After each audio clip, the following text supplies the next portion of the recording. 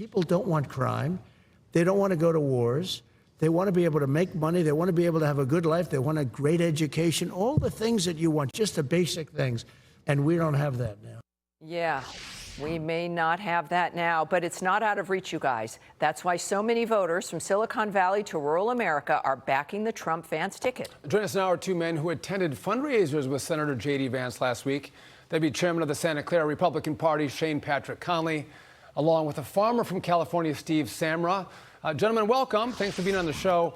Steve, want to come to you first. You know, a farmer in California, maybe us in middle America, are like, they're Republicans, even Republican farmers in California, but you went to the Vance fundraiser. Obviously, you're supporting the Trump ticket. Why? Well, I'm supporting the Trump ticket because we feel that we're being heard. Yeah. Anything that farmers say or to the Democratic Party, it falls on deaf ears. You know, we have issues that can be solved with cooperation across party lines. And, you know, as everybody knows, California, we have a so-called water issue, drought. All this is a political drought. We got plenty of water. We're the fruit bowl and salad bowl of the nation.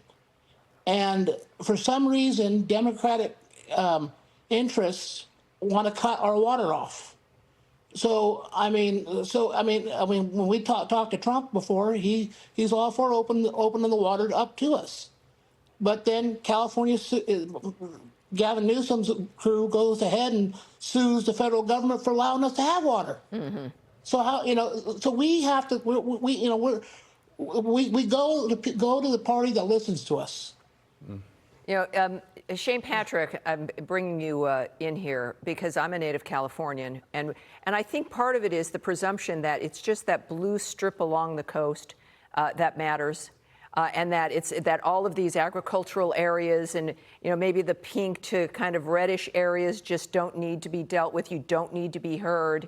You know, that kind of mentality continues to rule, but it really is about, you know, the forgotten man and woman, the nature of who's going to hear the American people. And shockingly, you would have thought in the 60s that maybe it would be the Democrats, but I don't think that they've ever cared about people. I think it's always been about power and manipulation. What's your take going on down, especially in your county? Well, you know, we've seen here firsthand the disastrous policies of progressive Democrat rule.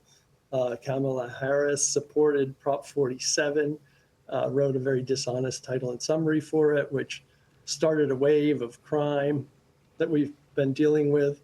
And people are looking back now to 2017, 2018, when we had pro-growth policies, we had peace in the world, we had security at our border, and they're taking another look at Republican policies, and there's a thaw here in the Cold War against Republicans.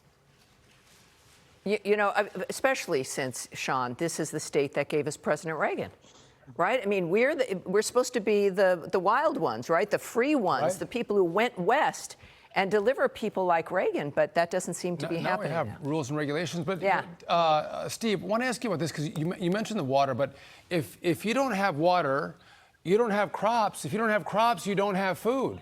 If you don't drill for oil, you don't have energy.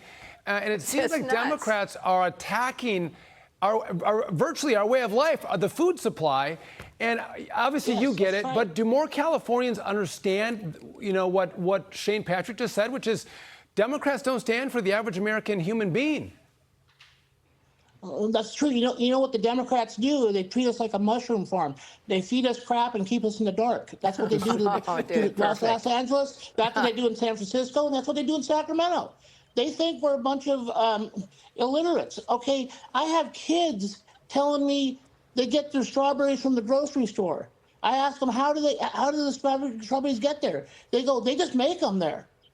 I mean, the Democrats are going out there feeding this woke nonsense. How about teaching these kids in the public that food comes from the farm?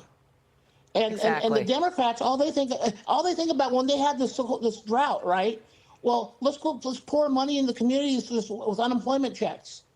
That doesn't work. That's not sustainable. Farming creates food. And one thing I got to say to the Democrats, I don't care if you're a Republican or a Democrat or independent, there's one common binding thing that there is. We all have to eat 3 times a day.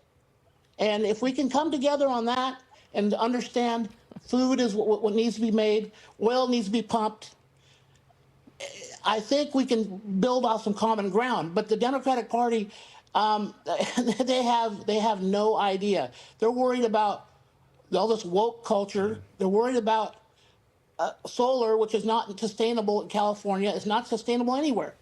We need to start feeding our people. We need common sense policies back. We need farmers and ranchers. We need oil.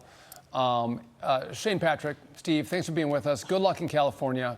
Thanks, guys. It's a tough state to Thank win, you. but maybe there's some common sense that could take root and grow. I like the fact that we all have to eat. What a concept. What a concept. Yeah. Gentlemen, thank you.